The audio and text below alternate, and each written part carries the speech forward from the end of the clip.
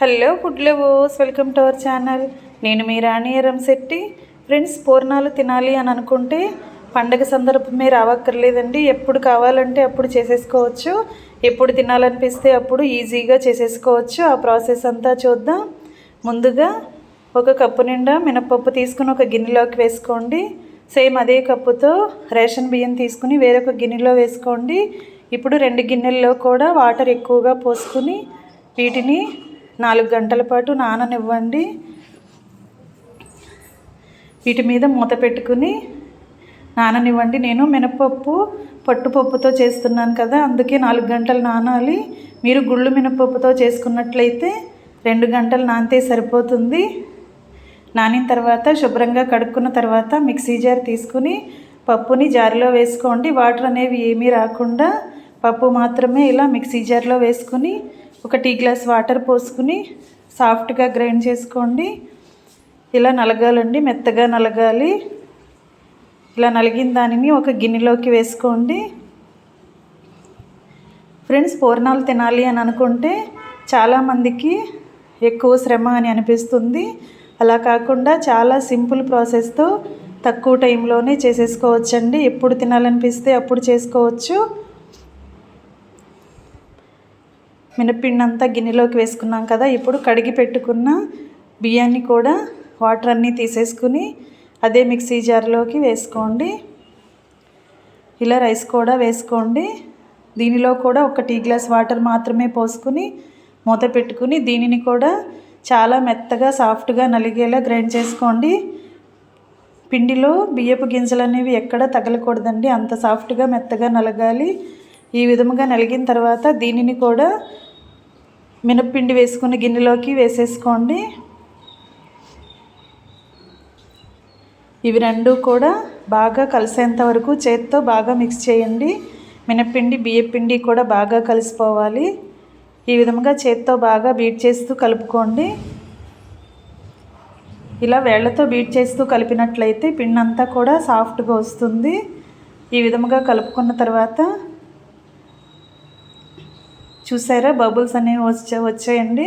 పిండి అంతా కూడా సాఫ్ట్గా వచ్చి పొంగుతూ వస్తుంది. ఇలా మూత పెట్టుకుని 1 గంట పాటు పక్కన పెట్టుకుంటే బియ్యపు గింజల్లో ఏమైనా పలుకులు అనేవి ఉంటే అవి కూడా సాఫ్ట్గా నానిపోతాయి. ఇప్పుడు పైపిండి రెడీ అయింది కదా, లోపల పూర్ణానికి ప్రాసెస్ అనేది చూద్దాం. 1 కప్పు నిండా పెసరపప్పు తీసుకోండి.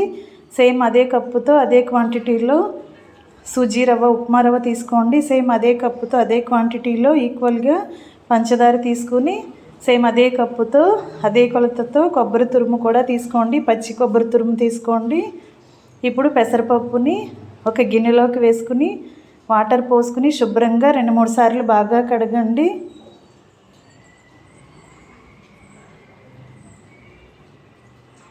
ఇలా బాగా కడుక్కున్న తర్వాత పప్పులోకి 1 గ్లాస్ వాటర్ పోసుకోండి. ఈ గిన్నెకు మూత పెట్టుకుని కుక్కర్లో పెట్టుకుని 5 నుంచి 6 విజిల్స్ వచ్చేంత వరకు ఉడికించండి. ఉడికిన తర్వాత చూద్దాం. పప్పు అంతా కూడా ఉడికిందండి. విజిల్ ప్రెషర్ పోయిన తర్వాత మూత తీసుకుని చూసుకున్నట్లయితే పప్పు చక్కగా సాఫ్ట్గా నలిగింది. ఈ విధంగా నలిగిన తర్వాత దీనిని ఒక మిక్సీ జార్లోకి వేసుకోండి. పప్పు అనేది మరీ ముద్దపప్పులాగా సాఫ్ట్గా గ్రైండ్ అవ్వకూడదండి. పప్పులో పలుకులు అనేవి అక్కడక్కడ తగులుతూ ఉండాలి. మనం పూర్ణాన్ని తింటున్నప్పుడు పంటికి పెసరపప్పు పలుకులు అనేవి తగులుతూ ఉంటే టేస్ట్ అనేది చాలా బాగుంటుంది. ఇలా బరకగా గ్రైండ్ చేసుకోండి. వాటర్ అనేవి ఏమీ యాడ్ చేయకుండా పప్పు మాత్రమే ఇలా గ్రైండ్ చేసుకోండి. ఈ విధంగా నలగాలి. ఇదంతా కూడా ఈ జార్ని పక్కన పెట్టుకోండి. ఇప్పుడు కుకింగ్ స్టార్ట్ చేద్దాం. స్టవ్ ఆన్ చేసుకుని కళాయి పెట్టుకుని 1 టేబుల్ స్పూన్ ఆయిల్ పోసుకోండి. 1 టేబుల్ స్పూన్ నెయ్యి వేసుకోండి. ఆయిల్ కాదండి, నెయ్యి వేసుకోండి. నెయ్యిలో డ్రై ఫ్రూట్స్ అన్నీ కూడా ఫ్రై చేసి తీసుకోండి. తర్వాత అదే నెయ్యిలో 1 కప్పు సూజీ రవ్వని వేసుకోండి. ఉప్మా రవ్వ అన్నాం కదా, బొంబాయి రవ్వ, ఉప్మా రవ్వ, సూజీ రవ్వ అన్నీ ఒకటేనండి. అలా కప్పు బొంబాయి రవ్వ కూడా వేసుకుని నెయ్యిలో బాగా ఫ్రై చేసుకోండి. రవ్వ కరెక్ట్గా ఫ్రై అయిన తర్వాత కమ్మటి వాసన వస్తూ ఉంటుంది. అంతవరకు కూడా ఫ్రై చేసుకోండి. స్టవ్ని మాత్రం ఫ్లేమ్ మొత్తం తగ్గించుకుని లో ఫ్లేమ్లోనే ఫ్రై చేసుకోవాలి. రవ్వ బాగా ఫ్రై అయిన తర్వాత కొలుచుకుని పక్కన పెట్టుకున్న పచ్చి కొబ్బరి తురుముని రవ్వలో వేసేసుకోండి. ఇవి రెండు బాగా మిక్స్ చేసుకోండి.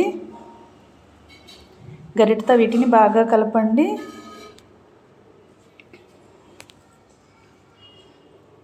పచ్చి కొబ్బరి తురుములోని తేమ అనేది ఉంటుంది కదా, ఆ మాయిశ్చర్తో రవ్వ అంతా కూడా బాగా మగ్గుతుందండి. ఈ విధంగా కలుపుకోండి. కొబ్బరిలో తేమ అనేది మొత్తం ఇంకిపోయే వరకు కూడా బాగా ఫ్రై అయ్యే వరకు కూడా కలుపుకొని గ్రైండ్ చేసి పెట్టుకున్న పెసరపప్పు పేస్ట్ని అలా వేసేసుకోండి. అలా మొత్తం పెసరపప్పు ముద్దని వేసేసుకున్న తర్వాత మనం కొలుచుకొని పక్కన పెట్టుకున్న కప్పు పంచదార కూడా వేసేసుకోండి.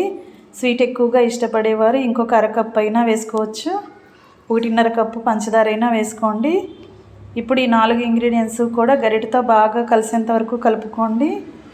ఒక అరకప్పు లేదా 1 కప్పు వాటర్ పోసుకోండి. మనం ఏ గిన్నెతో అయితే రవ్వ, పంచదార, కొబ్బరి తురుము, పెసరపప్పు కొలుచుకున్నామో అదే కప్పుతో 1 కప్పు నిండా వాటర్ తీసుకుని పోసుకోండి. ఈ వాటర్లో ఇవన్నీ కూడా బాగా కలిసేంత వరకు కలుపుకొని ఉడికించుకోండి.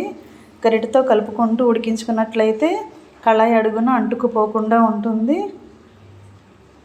ఇలా దగ్గరే ఉండి గరిటెతో ఎప్పటికప్పుడు కలుపుతూ ఉడికించండి. స్వీట్కి టేస్ట్ అనేది ఎక్కువగా రావాలి అంటే 4-5 టేబుల్ స్పూన్లు నెయ్యి వేసుకోవచ్చండి. ఒక అరకప్పు నెయ్యి అయినా వేసుకోవచ్చు. పెసరపప్పుకి నెయ్యి కాంబినేషన్ చాలా బాగుంటుంది. నెయ్యి అంతా కూడా స్వీట్లో కలిసేంత వరకు బాగా కలుపుకోండి. స్వీట్ అనేది కళాయికి అంటుకోకుండా ఈజీగా ముద్దలాగా సపరేట్ అవ్వాలి, దగ్గరగా ఉడికిపోవాలి. అంతవరకు కూడా ఫ్లేమ్ సిమ్లో పెట్టుకుని కలుపుకుంటూ ఉడికించండి.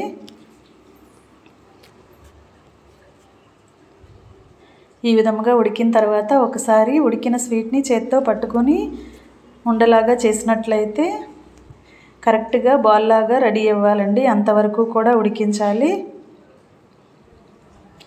ఇలా కరెక్ట్గా సపరేట్ అవుతుంది కదా, కళాయి నుంచి ఈజీగా ముద్దలాగా వచ్చేసింది అంటే స్వీట్ అనేది దగ్గరగా ఉడికిపోయినట్లే. ఈ విధంగా ఉడికిన తర్వాత కొంచెం చేత్తో రవ్వను పట్టుకొని చూసినట్లయితే ఇలా గట్టిగా అనిపించాలి. రవ్వ ఉండ చేసుకోవడానికి ఈజీగా ఉండాలి. ఇంతవరకు కూడా ఉడికించుకొని 1 టేబుల్ స్పూన్ యాలకుల పొడి కూడా వేసుకుని యాలకుల పొడి అంతా స్వీట్లో కలిసేంత వరకు బాగా కలుపుకొని స్టవ్ ఆఫ్ చేసేసుకోండి. ఒక 10 నిమిషాలు పక్కన పెట్టుకుని చల్లారనివ్వండి. చల్లారిన తర్వాత గరిటె పక్కన పెట్టేసుకుని చేత్తోనే మనం ఈ స్వీట్ని బాగా సాఫ్ట్గా చేసుకుందాం. ఇలా చల్లారిన తర్వాత చూపిస్తున్నానండి. గరిటె పక్కన పెట్టేసుకోండి. చేత్తో స్వీట్ మొత్తాన్ని కూడా ఇలా మ్యాష్ చేస్తున్నట్లుగా ఇలా ముద్దలాగా చేసుకున్నట్లయితే రవ్వ అంతా కూడా సాఫ్ట్గా అయిపోతుంది. ఇప్పుడు చేతికి నెయ్యి అప్లై చేసుకుని కొంచెంగా రవ్వ ముద్దలను తీసుకుంటూ బాల్స్ లాగా రెడీ చేసుకుందాం. ఇలా మనకి కావలసిన సైజులో బాల్ని రెడీ చేసుకుని ఒక ప్లేట్లోకి తీసి పెట్టుకోండి. కరెక్ట్గా స్వీట్ అనేది ఉడికినట్లయితే ఇలా రవ్వ ఉండ చేసుకోవడానికి ఈజీగా వస్తుందండి. లేదంటే పొడి పొడిలాడుతున్నట్లుగా వచ్చేస్తుంది. అందుకే ఉడికించేటప్పుడు చాలా జాగ్రత్తగా కరెక్ట్గా ఉడికించండి. ఇదే విధంగా మిగిలిన రవ్వ అంతా కూడా స్వీట్ అంతా కూడా చిన్న బాల్స్ లాగా చేసుకుని ఒక ప్లేట్లోకి ముందే సర్ది పెట్టుకోండి. మొత్తం అన్నీ కూడా రెడీ చేసుకున్నాం కదా.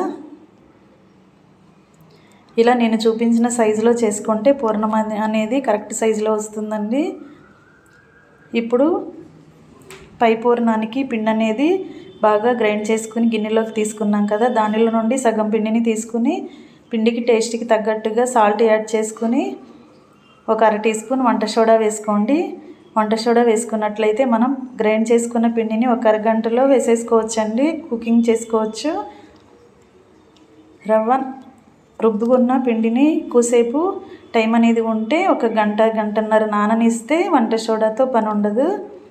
మనం రుబ్బిన వెంటనే వేసుకోవాలి అనుకుంటే ఒక 1/2 టీ స్పూన్ వంట సోడా వేసుకుని కొంచెంగా వాటర్ పోసుకోండి. 1 కప్పు నిండా వాటర్ దగ్గర పెట్టుకుని చేతిని వాటర్లో ఎప్పటికప్పుడు తడుపుకుంటూ పిండిని ఒకసారి బాగా కలపండి. సాల్ట్ వంట సోడా కూడా మొత్తం పిండిలో కలిసేంత వరకు సాఫ్ట్గా కలుపుకొని ఇప్పుడు లోపల పూర్ణం రెడీ చేసుకున్నాం కదా, వాటిని బాల్ని ఒక్కొక్కటి అలా మినప్పిండిలో మనకి కనిపించేలా వేసుకోండి. ఈ విధంగా రెడీ చేసుకున్నాం కదా, ఇప్పుడు కళాయి పెట్టుకుని స్టవ్ ఆన్ చేసుకుని డీప్ ఫ్రైకి సరిపడా ఆయిల్ పోసుకోండి. ఆయిల్ కాగుతున్నప్పుడు ఫ్లేమ్ని కొంచెం తగ్గించుకుని ఇలా లోపల పూర్ణాన్ని పిండిలో పెట్టుకుని పైపిండిని పూర్ణమంతా కూడా కనిపించకుండా లోపల వరకు ఎక్కువగా పిండిని తీసుకుంటూ లోపల పూర్ణాన్ని ఎక్కువగా కవర్ చేస్తూ ఇలా నేను చూపించే ప్రాసెస్తో పూర్ణాన్ని ఆయిల్లో వేసుకోండి. ఇదే విధంగా మనం రెడీ చేసుకున్న పూర్ణాలన్నీ కూడా లోపల పూర్ణాలను ఇలా పిండిలో మనకి కనిపించేలా వేసుకుంటూ చేతిని తడుపుకుంటూ కొంచెం కొంచెంగా మినప్పిండిని తీసుకుంటూ లోపల పూర్ణం వైపు పిండిని ఎక్కువగా పోస్తూ ఇలా స్లోగా ఆయిల్లో వేసుకోండి. కరెక్ట్గా వేసుకున్న తర్వాత గరిటెతో మొత్తం అన్నీ కూడా ఒకసారి బాగా కలుపుకోండి. కరెక్ట్గా డీప్ ఫ్రై అయిన తర్వాత ఆయిల్ నుండి తీసేసుకోండి.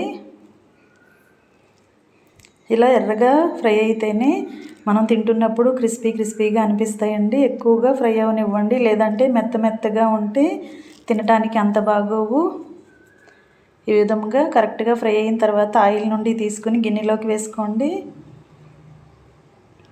ఇదే విధంగా మిగిలిన పూర్ణాలను కూడా సేమ్ ప్రాసెస్తో పైపిండిని ఎక్కువగా లోపల పూర్ణం మీద పోస్తూ లోపల పూర్ణం అనేది ఎక్కడ కూడా కనిపించకుండా పిండితో కవర్ చేస్తూ కొంచెం కొంచెంగా స్లోగా ఆయిల్లో వేసుకోండి. ఇలా మొత్తం కంప్లీట్ అయిన తర్వాత స్టవ్ ఆఫ్ చేసుకుని సర్వింగ్ ప్లేట్లోకి తీసుకోవడమే. చాలా చాలా టేస్టీగా ఉండే పెసర హల్వా స్వీట్ రెడీ అయిపోయిందండి. పూర్ణం బూరెలు రెడీ అయిపోయాయి. పెసరపప్పు కొబ్బరి పూర్ణాలు చాలా చాలా టేస్టీగా క్రిస్పీగా కమ్మగా ఉంటాయి.